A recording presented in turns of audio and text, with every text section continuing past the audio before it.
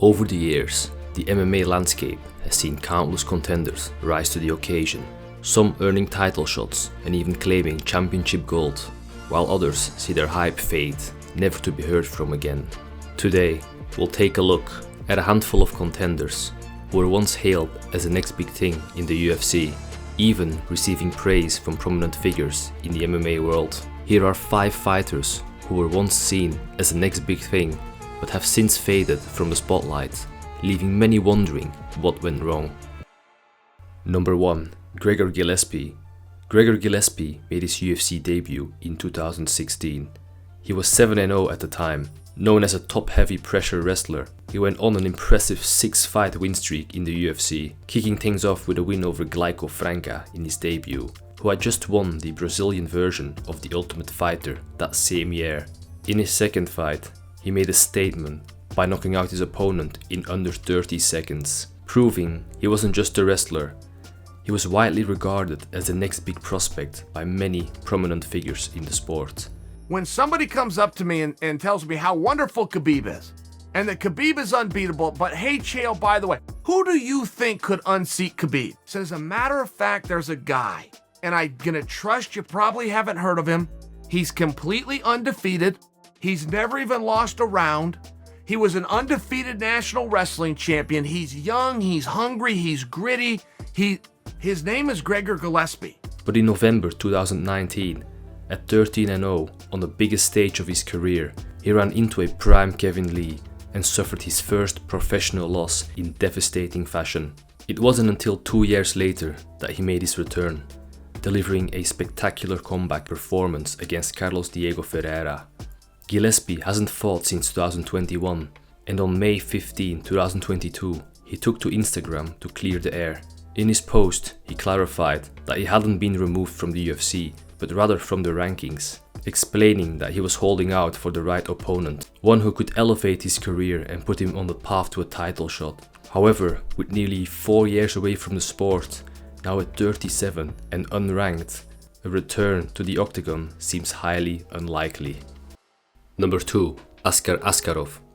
Ascar Ascarov was once an undefeated prospect in the UFC's flyweight division, making his success even more impressive given that he was born deaf and was unable to hear corner instructions during fights. Ascarov seemed destined to be fighting for the title and possibly even become a UFC champion. In his UFC debut, Ascarov faced Brandon Moreno in front of Moreno's home crowd, battling to a split draw. While many believed Moreno had done enough to win, it was still an impressive showing for Ascarov, especially in his first UFC appearance.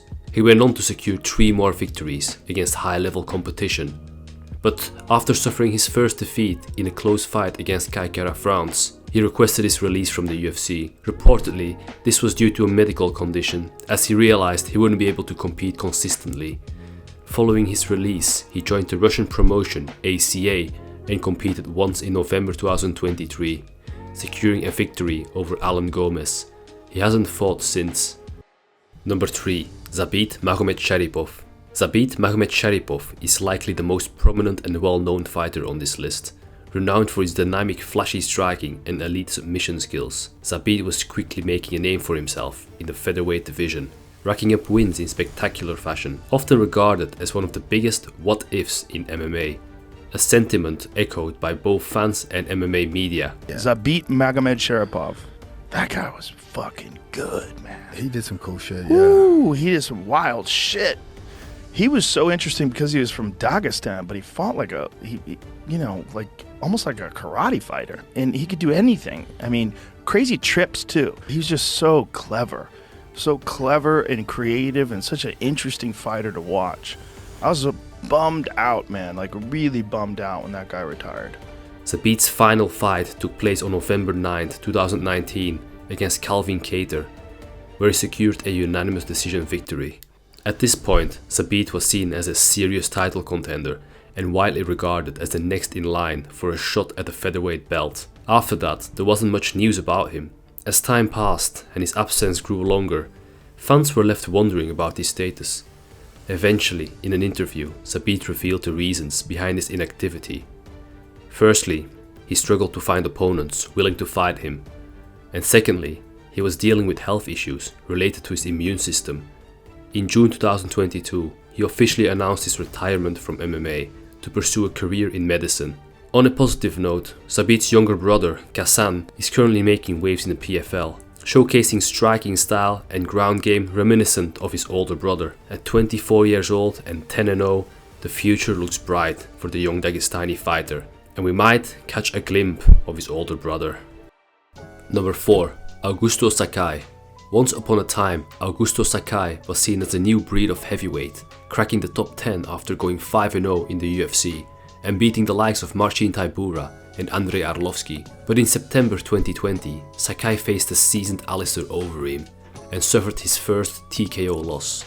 After that defeat, he was never quite the same, going on to lose his next 3 fights by knockout. In late March 2023, Sakai was released from the UFC, and in 2024 he signed with Polish promotion KSW and competed once in 2024, suffering a unanimous decision loss against Phil de Vries. He hasn't fought since. Number 5. TJ Grant. Many of you may not remember or be familiar with TJ Grant, as he fought in the era before Conor McGregor's rise and before the UFC's Reebok and Venom sponsorship deals. Between 2011 and 2013, TJ Grant went on an impressive 5-fight win streak in the UFC's lightweight division, beating a prime Gray Maynard in a title eliminator, which earned him the title shot against the champion at the time, Benson Henderson. Unfortunately, TJ had to pull out due to suffering a concussion during training and was experiencing constant headaches.